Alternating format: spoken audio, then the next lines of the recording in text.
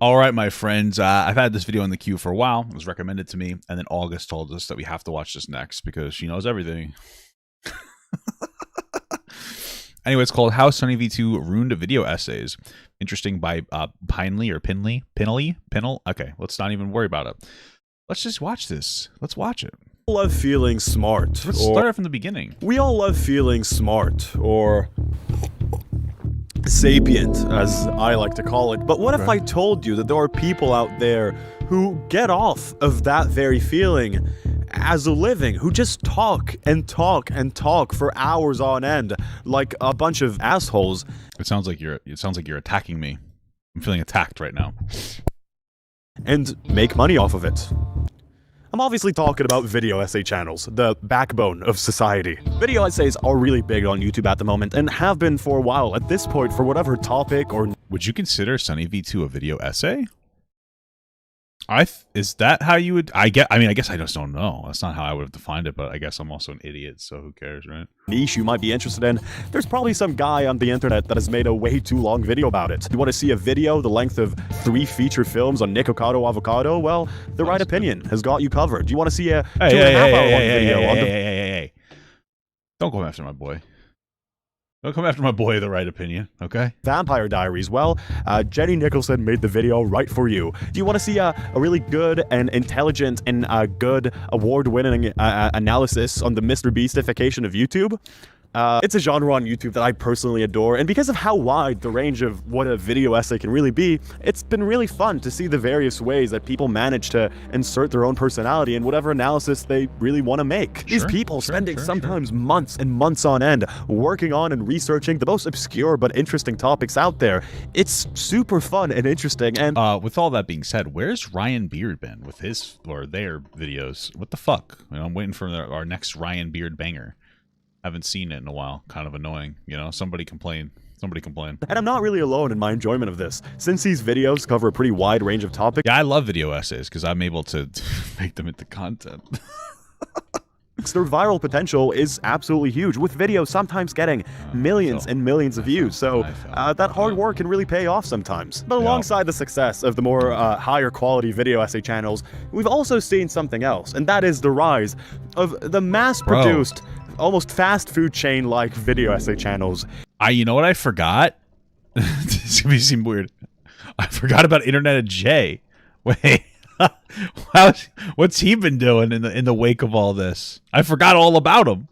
What happened to him? With a twinge of corporate feeling. Channels who've realized how easy it can really be to capitalize off of the success of this genre, and fully went for it, posting videos left and right like it's nobody's business. And the problem here is not just with the quantity of these videos. There's actually some pretty decent video essay channels that post regularly but do more short videos that are very good. The channels that I'm talking about... He hasn't really been posting anymore. Rest in peace to the GOAT, you know? Damn. Make their videos in a factory, essentially. Sometimes they're even run by corporations. They make the video like on an assembly line. They'll have one guy coming up with their like ideas and topics, have another person read out that script, and then another person to edit the whole thing in a like sleek and even maybe too smooth of a way. And then someone to make a thumbnail with the most horrible and repulsive piece of art you've ever seen in your entire life. And in a lot of these cases, there's probably not a lot happening here that is, I guess, morally wrong per se. It is just depressing. There's nothing morally wrong about it. I guess you call it lazy, but I mean, hey, get that dollar. Get that dollar, baby. But I think it's fascinating to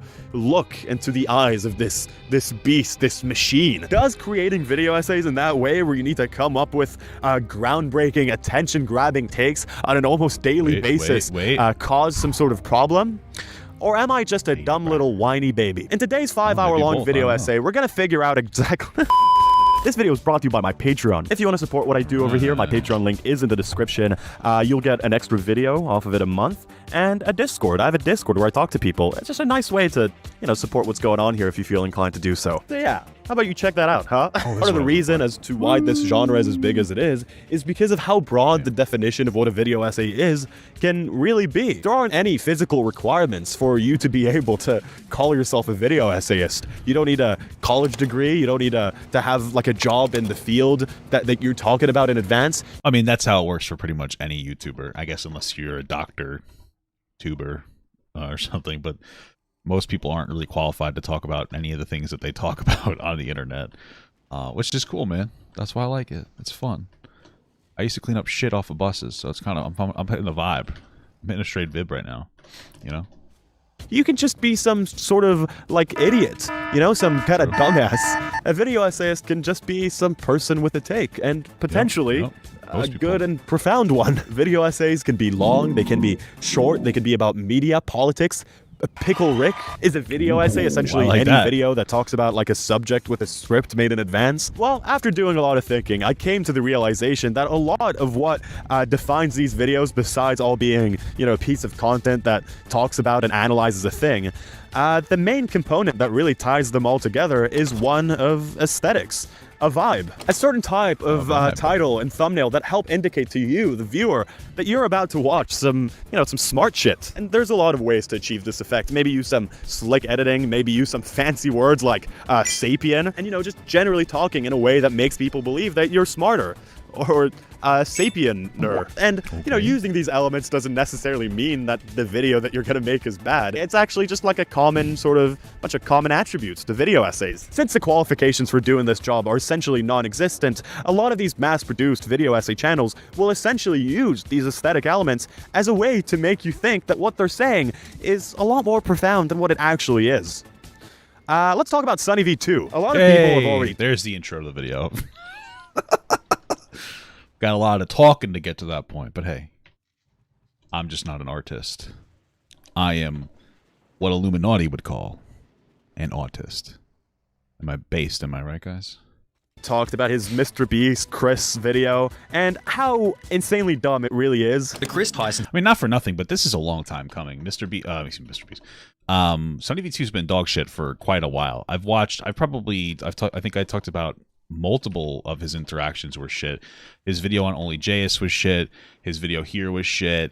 His video on Ninja was shit. There was this other guy, Plumpy, this like this former YouTuber. He's like a little bit of a silly guy. That one was shit. I remember defending that young man as well. He just makes shit content, and it's just, I mean, not that mine is incredible, but it's just like really. He just has shit takes. His takes pretty much always. The Gypsy Crusader video is shit. His takes boil down to you should never admit when you're wrong or apologize or respond to anybody, and that even like in his James Charles take, he's like, oh, you just shouldn't have said anything. It's just like, it's just boils down to the same thing. If you change your virtue signaling, never apologize, and don't change, and then English accent. And oh,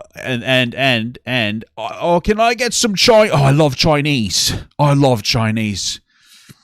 Oh, I love the curry sauce with Chinese chips. You know, that's pretty much what it comes down to.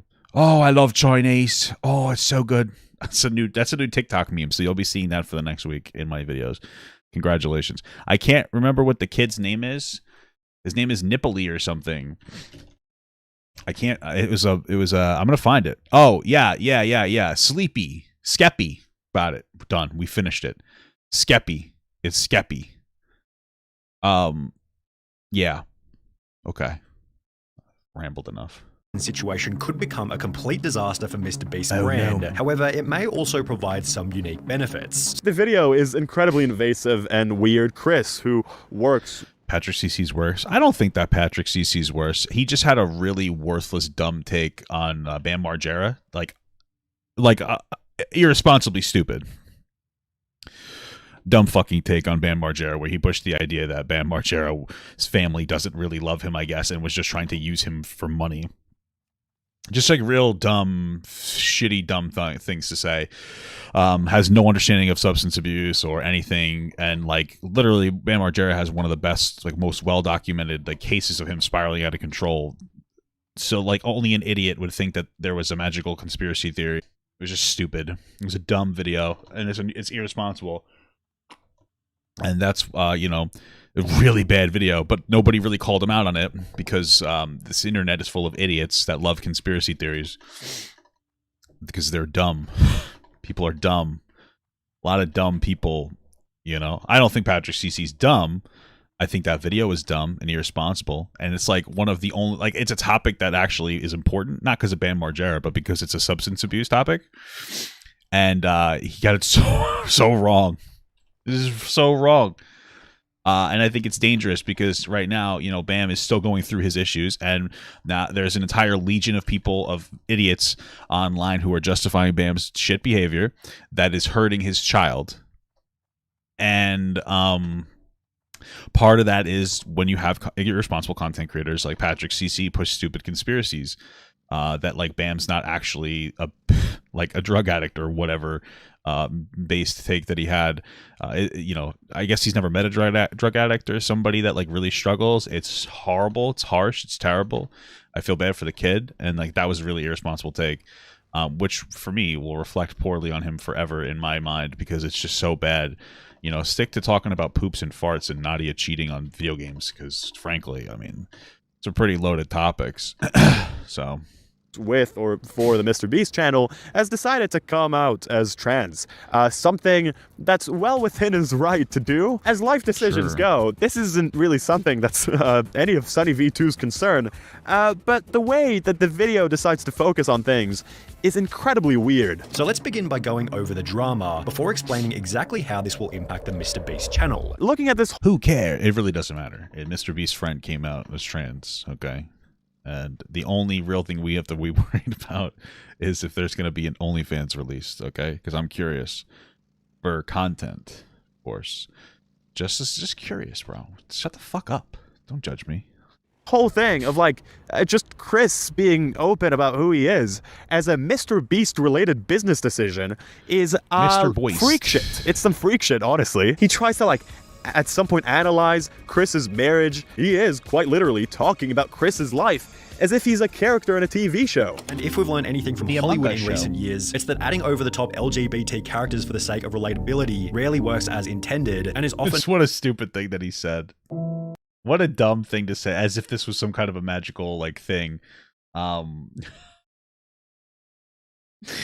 Like, as if this was some kind of a business decision to make Chris trans. When they add trans characters to a show, the show does so much worse. Personally, though, I liked Euphoria. I liked Euphoria, okay? So there was a trans person in there. I liked the show. The trans person was kind of rude, though. Didn't like the person. The actress, sorry, fuck. The actress was good. Sorry, guys. But the character was written to be a stinky asshole baby, you know? So nothing more than a distraction from the premise of the movie or video. What makes this video so foolish to me is the fact that he essentially ignores the fact that Mr. Beast and Chris are Jackie Love super chatted $4.99. Random, I am sorry, but do you remember SPM? If so, do you think if he was white he wouldn't have gotten as much time? Obviously he deserves that sentence. I looked up SPM and it says South Park Mexican. I don't know what the fuck you're talking about, my brother in Christ. I'm sorry. Thank you for the $5. I don't know. Is that who it is? I don't know who that is. I don't know. Human beings that make decisions and choices that have nothing to do with like any form of content whatsoever. What Mr. Beast is deciding to do here is what he's done in his entire life. It's an inactive decision. He's just staying friends with someone who he's always been friends with. I remember when Mr. Beast was doing this interview and he was talking about how he intentionally chooses to show less personality in his videos because A, it makes it so he can just relate to a broader audience, but also because it makes him kind of stay away from drama and people attacking him. That is a lot of pressure because the product Cinco de what? of the video is your personality. Well, yeah, because if you're Oh yeah, it's Cinco de Mayo. depressed or you're going through stuff, you know, it's harder to make videos. And at the time, I definitely understood his point and thought that it makes sense. Just wanna because it makes him kind of stay away from drama and people attacking him. That is a lot of pressure because the product of the video is your personality. Well, yeah, because if you're depressed or you're going through stuff, you know, it's harder to make videos. And at the time, I definitely understood his point and thought that it makes sense. But this really just, I don't know, proves his point fully. Even this inactive choice of his, this decision to stay friends with someone is being picked apart here and analyzed as a business decision. It's something for some Australian video essay guy. Yeah, but he's Australian. All the same thing. If you're not white, you're no. Stop that one there. If you're not American, fuck. American, I don't know. I lost it. Anyway, what's interesting though is that a lot of people agree with SunnyV2. They agree with his perspective, and it's actually unfortunate how, you know, silly, I'll say, some young people are, that they would think that somebody would go through this like life-altering thing for the lulz, I guess. I don't know what your perspective is. It's because it's so silly to me, but that's all I can think of. But it's dumb, you know. So to pick apart and analyze, it's something that's looked at as content. Even when not talking about issues that are as sensitive, SunnyV2 has been having some dumbass takes for a while now. I've been, I don't know if hate watching is the right word, but like annoyingly watching or begrudgingly watching his videos for some time now. And time again, I've been absolutely shocked by the sort of things that he can get away with because of his sort of posh adjacent Australian accent, where he sounds a bit like a news reporter. A few months after Dream's face reveal. Well, it's because nobody really, oh yeah, Dream's face reveal video was weird too, because he like criticized Dream for his face reveal, talking about how it's like a business decision and it was wrong, even though the guy just wanted to like be able to be a person and with friends. Well, he's had a lot of shit opinions for a while. Not for nothing. Nobody, it's, listen, I'm a little bit skeptical, I guess is the right word. I don't know if you'd use that as the right word. The point that I'm making though is that, you know, it's interesting that there have been plenty of shit that SunnyV2 has been getting wrong and saying wrong, silly things, but nobody really criticizes it for a while. And I've criticized it, but then even I wish I went in a little more, you know. I feel like it's because people are just like afraid to call somebody out or something, you know. I guess they're not of the person, but of like the people, the backlash being like, no, you're wrong. And people kind of just waited till now where it's like safe to call them out. Maybe I'm just like a negative Nancy instead of a positive Perry. Am I right? But you know, that's kind of a little bit how I interpret it. But again, I could just be kind of a bitch, you know. I could just be a big stinky pussy, you know. So SunnyV2 posted this video called "Why Dream's Face Reveal Was an Awful Decision." Dream's face reveal could qualify as the worst mistake made by a content creator. A rich guy wanted to drop the facade and make fun content with friends. What a bad move. Not everything has to be about money, especially when you're a fucking millionaire. Ever. This video is weird as hell, I'll tell you that much. In Dream's face reveal video, he talks about how part of the reason as to why he decided to show his face after all this time is because of the looming threat of various doxings and, you know, any sort of information leak whatsoever. The obsessive attempts of fans and other people alike to try and figure out how this guy's face looks like was starting to cross the line. People trying to leak my face, trying to find what I look like, there's too many. It's a little tiny bit too much. And you know, I don't want to come off in this video as some sort of a big Dream defender. I'm not, but I'm mainly looking at what he says here at the context. Oh yeah, but Dream's kind of a loser, by the way. I just want to bring it up because I saw his Twitter meltdown because somebody made like a similar server that was like English and Spanish, and then the guy and then Dream decided to make like a everybody server, and then the guy just didn't want to talk to him for whatever reason, and Dream made like a whole twit longer about it instead of just letting it go. Yeah, baby.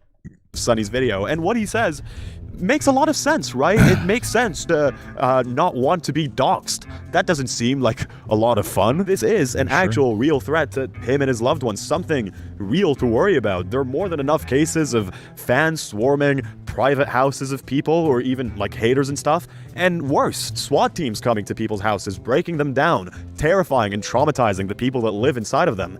It makes sense that he wouldn't like to deal with that. Obviously. But SunnyV2 doesn't really like this very much. Yet perhaps he was simply unaware of just how relevant these incidents were keeping him. Additionally, since almost all growth on YouTube comes from some kind of uncomfortability, Dream should have recognized this feeling as a signpost to let these attempted exposés continue, giving him wave after wave of free relevancy. What? He should have let go of the feeling of being uncomfortable with his life being leaked out like that, with his private residence being known to the public. He should have just been like, what, like fine with that being a thing? I think SunnyV2 just doesn't get it because he's in Australia and nobody goes there. Nobody likes that place, so he doesn't have to worry about like any fans bombarding him, because that's like just a big fucking cesspool pile of shit, you know? Like, what a dirty, horrible place. They've got spiders the size of the spiders in the game I'm playing right now. Like, that's a real thing. Huntsman spiders, they called. And people are just like, no, they're harmless. They just eat other bugs or something. Some shit like that. I'm like, you're insane. Literally, this is like, Australia is a fucking haunted house.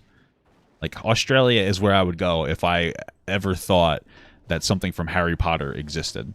If I was Hagrid, I would live there. Like, it's wild, the fucking creatures that exist there. It's not... God made it uninhabitable, and then somehow people inhabit it.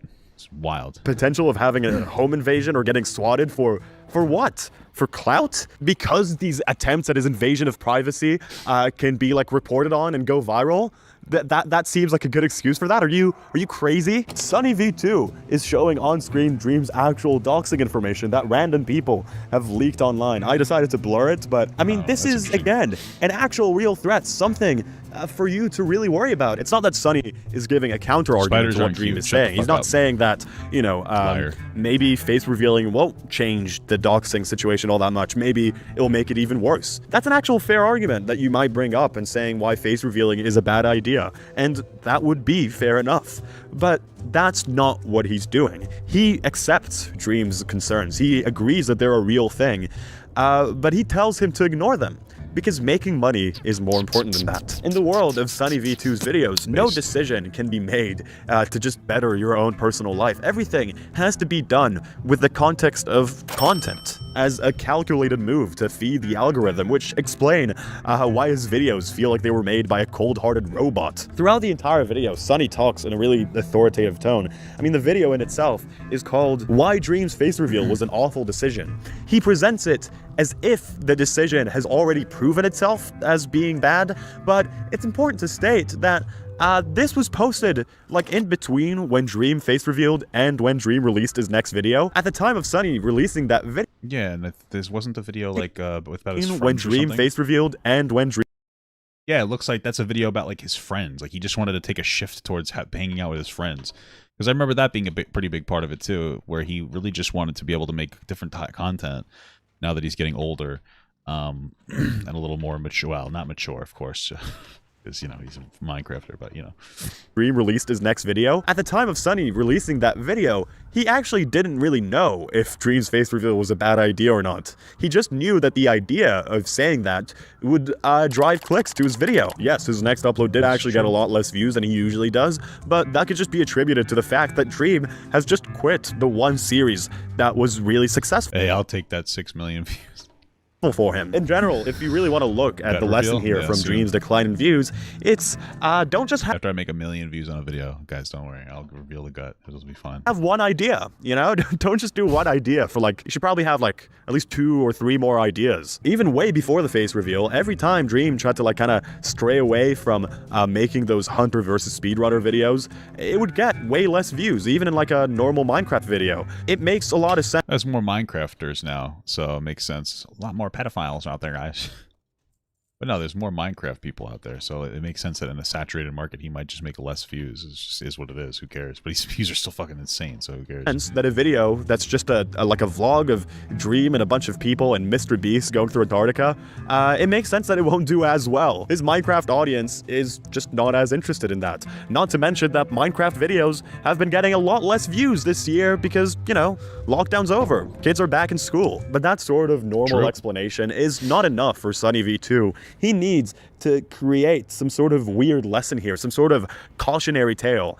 Don't face reveal, or you'll be less rich, I guess. Don't make decisions to better your personal life if you're gonna make less money off of it. It often feels like with SunnyV2's videos, the main actual thing that's being thought of here is just the title and thumbnail, and then you click on the video, and it's a mess, you know, a neat and organized one, but still a mess at that. I feel like if you take away the sort of like, you know, the way that he talks with that accent of his, and the sleek editing that looks like you're watching an Apple commercial, and those thumbnails, those god-awful thumbnails, so freaky. What's wrong with the thumbnails? I don't understand that part. They seem fine, you know, but okay.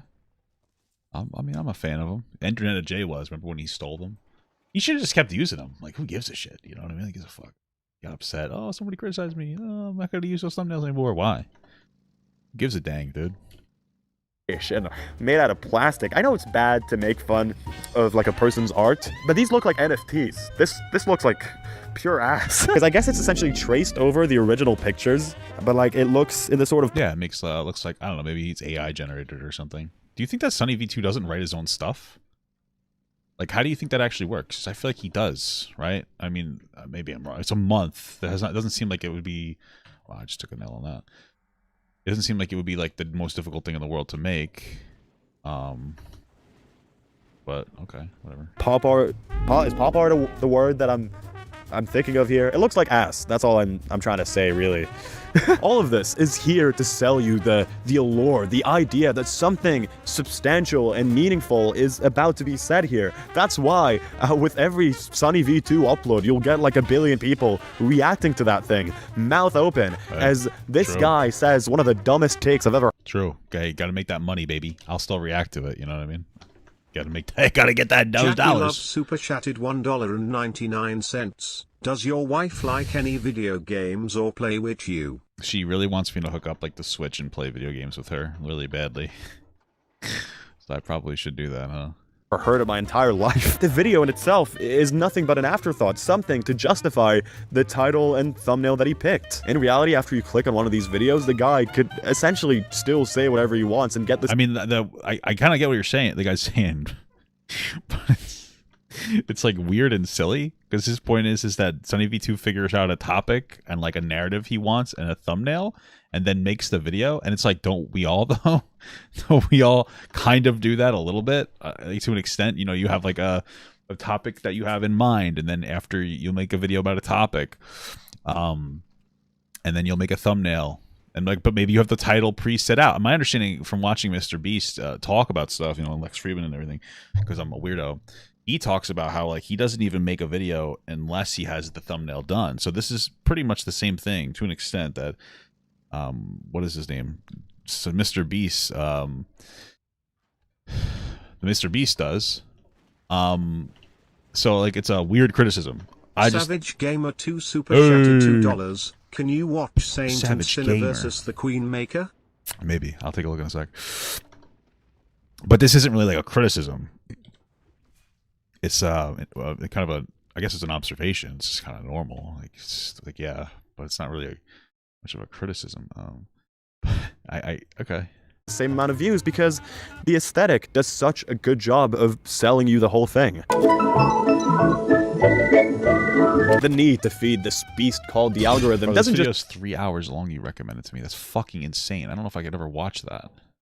End in a few bad takes. Sometimes you may run out of ideas to talk about because you upload so much. And when that happens, you may need to resort to a little thing that I like to call stealing.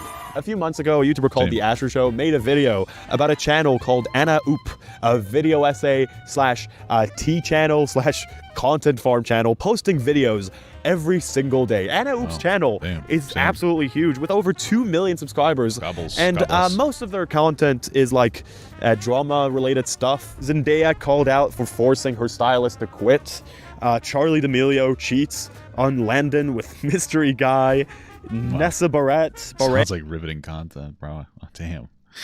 Fuck, I gotta shift gears, baby. I gotta shift gears. Hey, like the hat, accused of dating Olivia Rodrigo's sirens. I'm in New York right now, and there's just noise everywhere. There's like sirens going off. There's helicopters going off. Yeah. This place is like a war zone, intended to make me regret filming my video on a rooftop. It's a bunch of videos that have clearly not been made for me. And that's okay. It's okay for a channel to make videos that I'm not supposed to watch. But every now and again, yeah, Anna Oop likes to dabble in a little bit of Anna...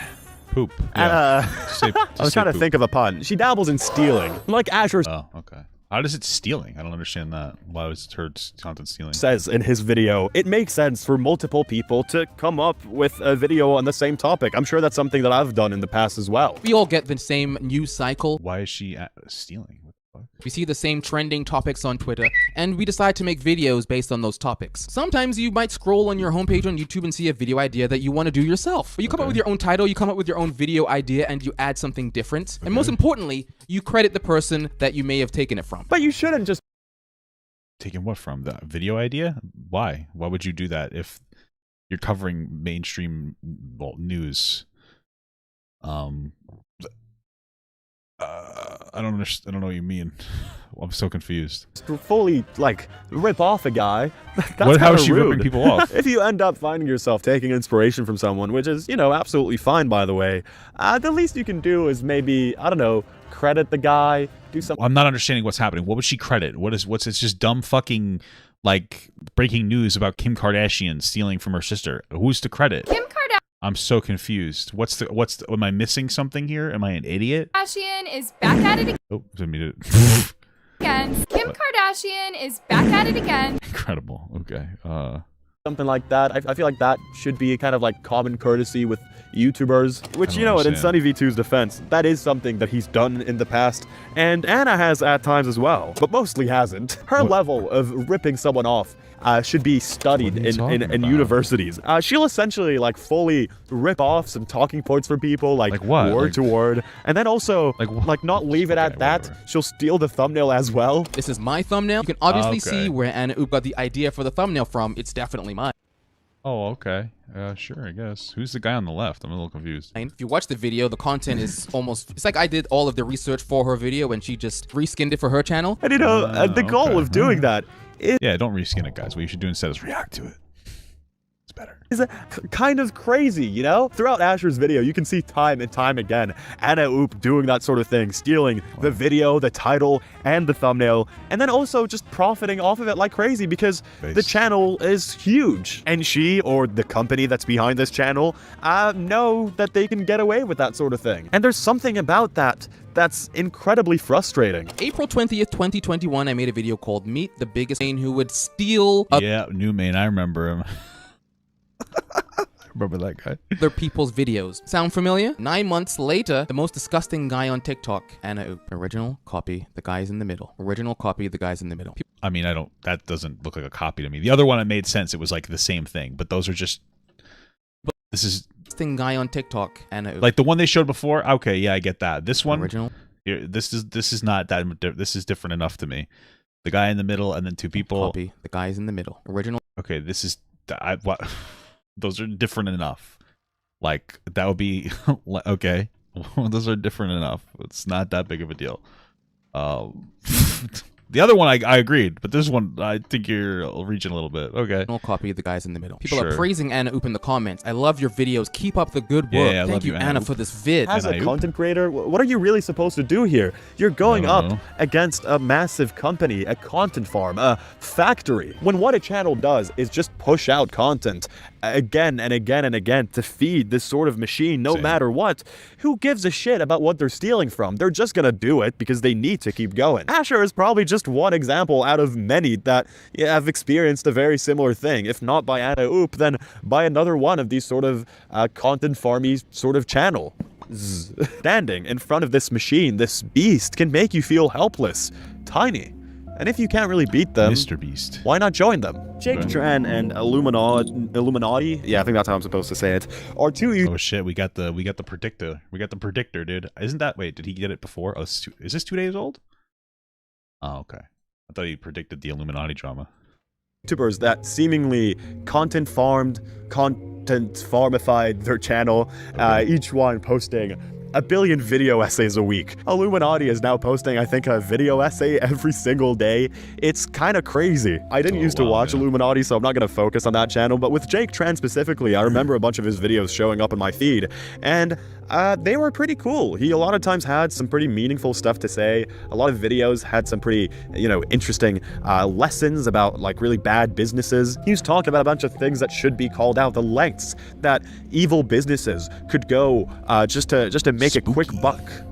And then he became rich. His team became absolutely massive. He got like a voice actor to do some stuff for him for his videos. And then, like the subjects of his own videos, he essentially just started doing the very same things that he was like talking about. He made a video about how like the lottery is bad and scamming you. And then he promoted a a gambling thing, making like anti-NFT videos, and then promoting NFT projects in those very same videos. I showed how he had started selling NFTs in videos about how bad NFTs are, or selling crypto in a video about how crypto is. And it was just so weird to watch. And it's obvious why he took those deals. Yeah, money. Yeah, makes sense. Sure. Okay. Lots of money. Lots of money is on the table over here. More money than any sort of sponsor could give you whatsoever.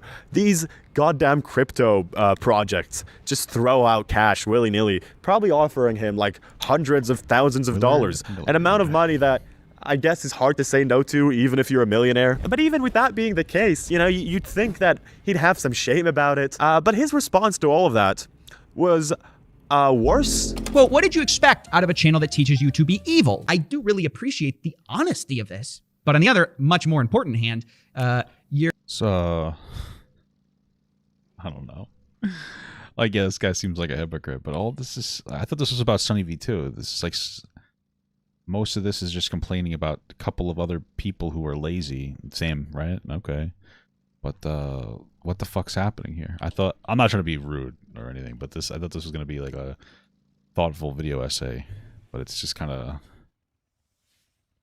it's not, or whatever he said it was. I thought it was going to be like, oh, it's focused on SunnyV2, but it's mostly just kind of complaining in a weird way. Not really very SunnyV2 focused. Mostly just like, hey, this guy, this girl would use similar video topics from another guy and sometimes take the thumbnails, which that's not good. Sure, I agree.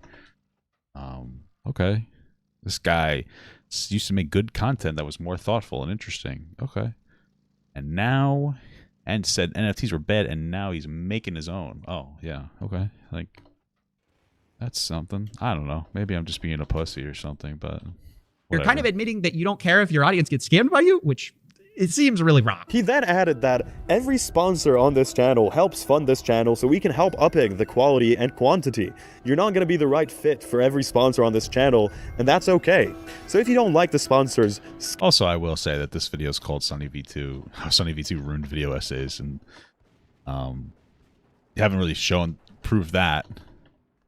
Kind of seems like their criticism of SunnyV2 before, about how he, I don't know, comes up with topics and thumbnails first, whatever that means. Kind of feels like the same could potentially be said about this one. Maybe. Okay, whatever. Skip the ads, don't buy for them, or unsubscribe from the channel. Which is a really funny answer. I did it because I wanted more money. Jake Tran also sells like an online course now that teaches you how to like get a bunch of money from a laptop job. Cool. I don't know what qualifies him to really do that. How to systematically find out what remote job is best for you. People don't live happy lives by mistake. Success is systematic, planned, and carefully executed. Yeah, I mean, every person that tries to sell you the idea that success is systematic should probably kind of watch out. Well, I guess it kind of is. I mean, it sounds like he's selling bullshit, but like generally, like obviously if you work harder on success, you'll have a higher chance of being successful. But from them. How to crush any interview. I bombed all my interviews. It was awful. But the great news for you, I mean, again, you know, remember what I told you that video essayists don't really need any sort of qualifications to do what they do? I guess you don't really need any qualifications to start one of these bullshit-ass courses. This costs $97. He's just posting a random-ass picture over here with of him and Graham Stephan. What's going on? The video How Krebelkop Lost His Entire Audience in 1 Year by SunnyV2 there we go. Is got back to ass. It's just ass. It's a rambling mess. The video is about 15 minutes long. The first third of it is spent just speculating whether his relationship with Azzyland ending is the reason for his decline. In order to answer that question, let's begin by looking at a Twitter post made by Krebelkop in early 2020. Before things go in, I think the music has a lot to do with it too. Music always sets a tone, and it sets this tone that SunnyV2 is such a cool guy. He's such a handsome guy that doesn't live in a criminal country. That's what, you know, I'm just saying. But it definitely has an impact. It is, I guess, emotionally invoking in some capacity to make you feel like, this guy really knows what he's talking about. This guy's really making my penis hard right now. Holy fuck. Any further, I want to address the rumors. After 3.5 years of being together, Azzy and I recently broke up. He talks about their breakup and their relationship for a while, only to reveal at the end of it all that it's all baseless. There is no correlation between this breakup and Kwebbelkop losing viewers. Sure, he had one less person to collaborate and make videos with. However, if we take the date of Geordie's separation announcement, March 2020, and place it alongside his view count at the time, he actually went up in views after breaking up with Azzyland. So why is he bringing it up? Fucking bitches be tripping. Am I right, guys? Epic sexism. It's just weird. Sunny brings a lot more potential reasons to Kwebbelkop's decline. Some of them make more sense than others. Him separating from his group channel, having a beef with some guy. A lot of really interesting stuff, I'll tell you that much. But then Sunny reaches to his ultimate point, the one that's presented in his ugly, ugly thumbnail for all its glory. His thesis is that Kwebbelkop lost his audience because he bragged about being rich. Welcome to my $7.5 million penthouse tour. Let's see if this video can hit one. This is so fucking cringe. Hey, I'm rich, baby. Maybe he believes in astrology or karma, right? When you brag, bad things happen to you. So hey, God, maybe. Ooh. You know what's interesting though? Not for nothing. Not to be rude, but every single criticism I've seen so far in this video, I've seen in Big Joel first. Like all of them. This one here, another one from before. In fact, all of them were very because the criticism specifically of like, oh, he claimed that the reason he got smaller is because he bragged. The only other person I've seen make the claim that like that guy's being a big stupid bitch. Where the fuck did the guy go? Oh shit, I lost him. I fucking lost him, guys. Shit. Wait, he's over here. Sorry. It's from Big Joel. Well, specifically, Small Joel. So I'm just like, you know, that seems like you're getting your takes from that guy. Person. Seems weird. But okay. All right. 100,000 likes! And it's just like, why would you post this, dude? You think it's just a coincidence that David Dobrik got cancelled in the same month that he posted his brand new multi-million-dollar house to YouTube? Yeah, probably. I think, didn't he do other bad things? Like, get somebody to get a David Dobrik tattoo and almost kill somebody with a crane? I think that might have had a little bit more of an impact. I think. I could just be a fucking idiot, though. I'm a real dumb person. But I'm just saying. Invite envy into the life of others, you pay for it in ways which you will not expect. Little Joel, who's kind of like Big Joel but smaller, made a pretty good point about it in a video. The data does not prove out this point, really. You know, he's crediting him, guys. Don't worry. Don't worry, he's crediting him. I spoke too soon. I spoke way too soon, guys. I fucked up. I fucked up, guys. This is the problem with reaction YouTubers. They don't listen. They don't wait until they watch a full video before they react to it. All right?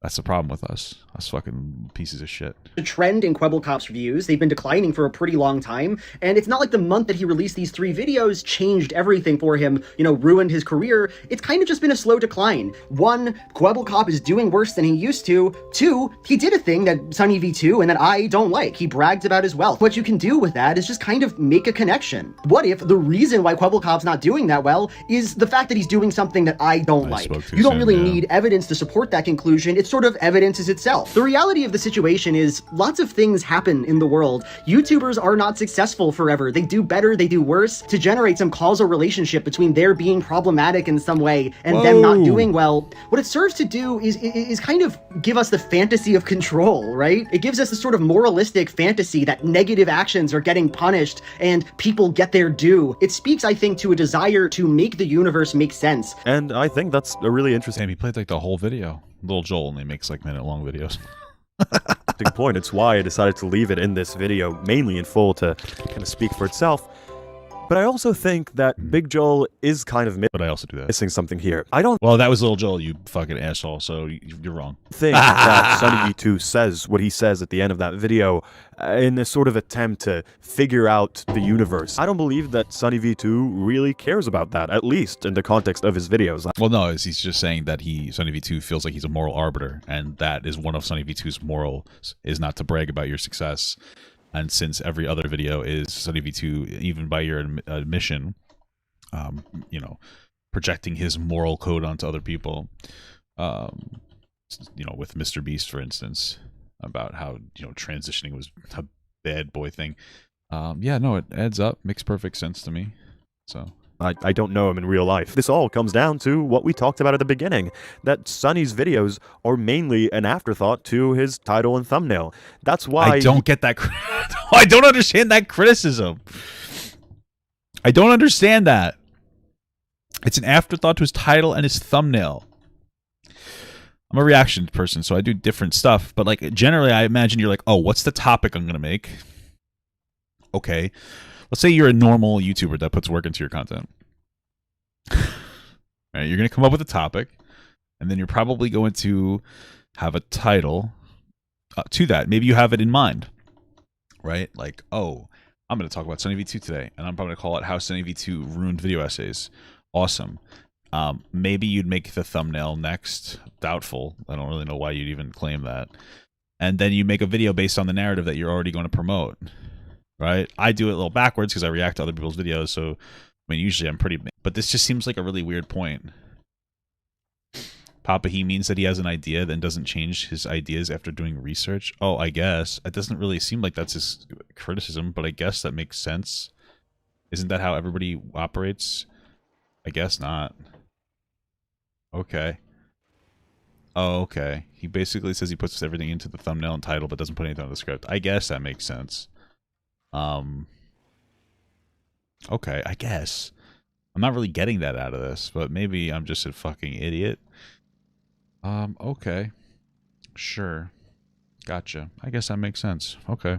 He gives about like 5 or 6 different possible reasons as to why Kwebbelkop lost his viewership. Gotcha. Okay, now it's starting to make sense. He has the title. I don't know about the thumbnail. Thumbnail seems like irrelevant, but he comes up with the title first and the narrative, and then he just makes a video based on the narrative and doesn't really put any meaningful work into like actually proposing evidence. That makes sense. Okay. Especially since the narratives are usually the same. It's stop fucking webbing me, bro. Fuck off. Sorry. It's usually never apologize, go woke, go broke. This is, I'm not even kidding.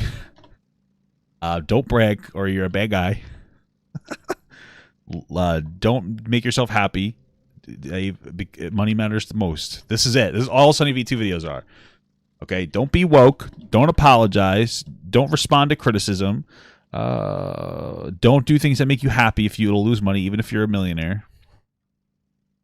That's pretty much everything. That's it. And the one that makes the least sense, the one that is the most odd and out of place, is also the one that he put in his thumbnail. He created this narrative of a man losing everything because he boasted about his wealth, because it's interesting. SunnyV2.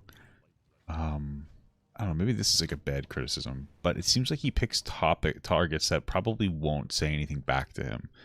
I mean, Mr. Beast did, but like the general expectation is like people won't respond to you as content creators in a lot of instances, because they're big boys, and it's part of like, I guess part of the narrative is not really to respond to criticism, at least not in a more official, formal way.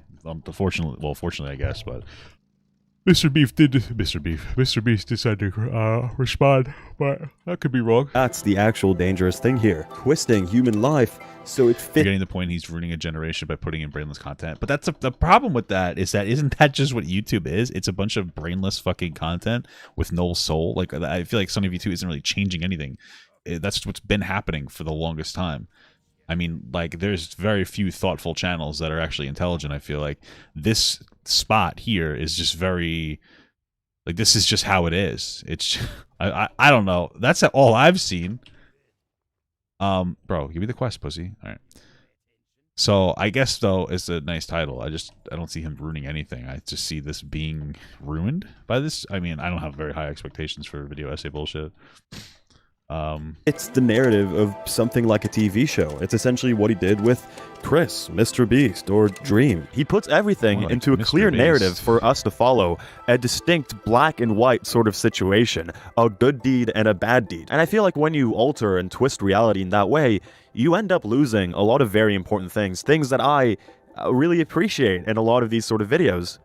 You end up losing empathy. In general, one of the main things that I really hate about these sort of video essays and the people who rip off SunnyV2 as well is that honestly, it's just a lot less fun to watch. It feels like no one is having fun making these videos. It feels like a slob of content that's made for you to eat up, consume, and forget about. It has a lot of the similar problems that I brought up in the Mr. Beastification video. There are now so many channels who rip off what SunnyV2 is doing, who copy him to a T, have similarly lazy points to make. And the reason as to why they're doing that is because it works. SunnyV2, with the views that he's getting, makes tens of thousands to hundreds of thousands of dollars a month. A lot is being thrown out the window here for the sake of sleekness, and I think that's kind of lame. You know, these little tidbits of personality are what I enjoy about these videos, you know, besides the points that these people are making. I cried when I watched the latest Defunctland video about the Disney Channel theme intro. Who would have thought that that could happen to me from a Disney Channel theme intro? I cried because the video was incredible. It's a video that's gonna stay. Sounds like a skill issue, bro. In my mind for a while, that's gonna inspire me in my own creations. Even stuff like Jenny Nicholson wearing goofy ass outfits in her videos, I think that's a lot of fun. Jake Tran could never do what Big Joel does. He could never film a video in a hot tub. He could never have creepy little angles in his videos. He could never do that, you know, because he's a coward. I feel like there's a lot to appreciate with channels that, you know, kind of decide to stick to their guns, who decide to stay true to who they are, when the alternative is so much more lucrative. Especially Big Joel. I like his videos. You should check Big Joel out. He's my favorite YouTuber at the moment. Yeah, I prefer Little Joel, pussy. No, he's pretty good actually. Like, weirdly binge watching his videos offline, which I normally don't really do. You know, because my perspective is, you know, I mean, if I can make money doing it, why am I gonna bother? You know, that'd be so silly. So I usually watch it offline. So I usually watch stuff online rather, but I've been watching them offline. It's pretty decent. Also, there's probably not a lot I would be able to say to a Big Joel video. I wonder how I'd feel if my life was whittled down to a SunnyV2 cautionary tale. What would the title be? Dumb idiot loser decides to spend a month on his video instead of getting that bag like a idiot. Catch that bag, this baby. dumb little whiny baby is whining about creativity in another one of his videos instead of getting his bag like a real man. Shut up, dumb little baby. No one wants to see you whining again. Would that be the title? The last video I posted on this channel was a 1 hour long video about Pickle Rick. And it's unironically... That sounds fun. Maybe I'll watch that offline. My magnum opus. I'm not really embarrassed to say it. It took me a while to make it. Has a musical number in it that I wrote. I hired out a stage to like film it on. Part of the reason as to why I made it was now I'm not going to watch it. See if I could make something like that. I wanted to use the video and the length of it as an excuse to, you know, just kind of like have fun. And when I finished that video, after all the work that I put in, I made something that I was really proud of. I felt happy with it. I really, really was. And then I posted the video, and all of that work was reduced to a bunch of numbers. The watch time, the click-through rate, the views, the money that the video made. That's kind of what you're left with for a while. The video did fine. It actually got a lot less views than a drama-related video that I recorded and edited in a day. It had me thinking... Oh, yeah, I remember that. How to steal a YouTube video. Yeah. I recreated Willy Wonka. I didn't watch that, but I remember Hassan talked about that one here. Yeah. Is all this like I watched creative bullshit really worth it? And I think that's something that a lot of creators think about at some point. I'm sure that's something that Jake Tran thought about before he made that sort of transition in his channel. Why should I be busting my ass working for hours on end and make a lot less money than what I can potentially make? Yeah, true. Exactly. Make soulless content. Just react to other people's videos. Or just make a reaction channel on top of the channel you already have. It's a good idea. Do it. As much as I don't like the way that SunnyV2 talks about stuff, there is something relatable to that. Something in that voice exists in my head as well.